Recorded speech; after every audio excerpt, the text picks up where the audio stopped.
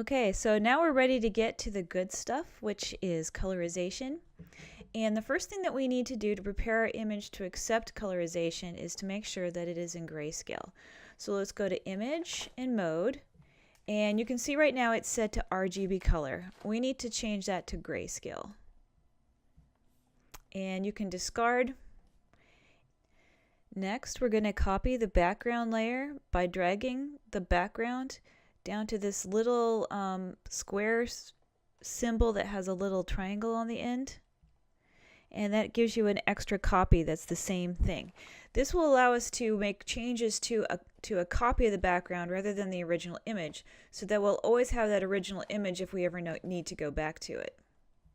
Okay, so then we use the eye to turn off the visibility of the background image. So we're just working on background copy. Now at this point we're going to add an adjustment layer.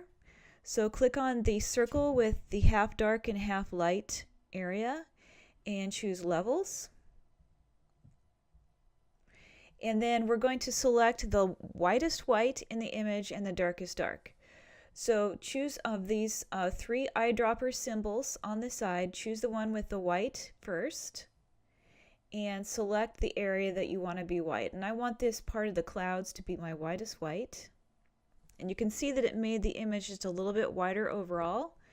And then for the darkest dark, I'll choose the top one, which is for the black. And I'm going to zoom in using Command plus to find an area that's truly black. And this area here on the rock will work.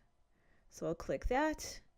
And then I click Command 0 to zoom back out. And it looks pretty much the same as it had before I added the darkest dark. And I think it could add just a little bit more darkness to the area. So I'm going to pull the dark slider, which is the one on the left, just a little bit to the right. And that adds a little bit of drama to the image. Okay, once levels are where you want them to be, you will merge the levels layer and the background copy layer by selecting background copy and then holding down Shift and clicking on levels. And then go up to layer and then all the way down to merge layers. And then you can rename it.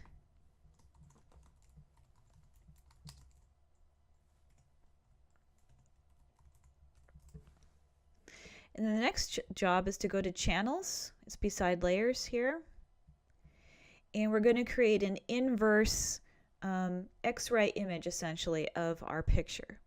So selecting gray and then this circle with the dotted outline.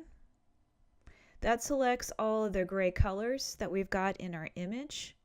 And then to invert it or create an X-ray image, hold down Shift, Command, and then hit I. And you don't really see anything happen, but then when you go to this rectangle with a circle in it and click on that, you'll see that you've just created an X-ray image or a negative of the image called alpha 1. Go back to layers and add a new layer. And in this layer, we're going to fill it with black. And we do that by hitting Command and then, Command Delete. Sorry. That's Alt or Option Delete. There we go. And let's turn the eye off on background copy and then add another layer. We'll call this one the background. And we'll fill this one with white using Command Delete. First we have to deselect, and you can deselect your image by hitting Command and D, and then we hit Command Delete to add white to the entire image. And we're going to move the background behind the layer, and suddenly you can see your image again, and it's made up entirely of this white background and a separate layer of grayscale material.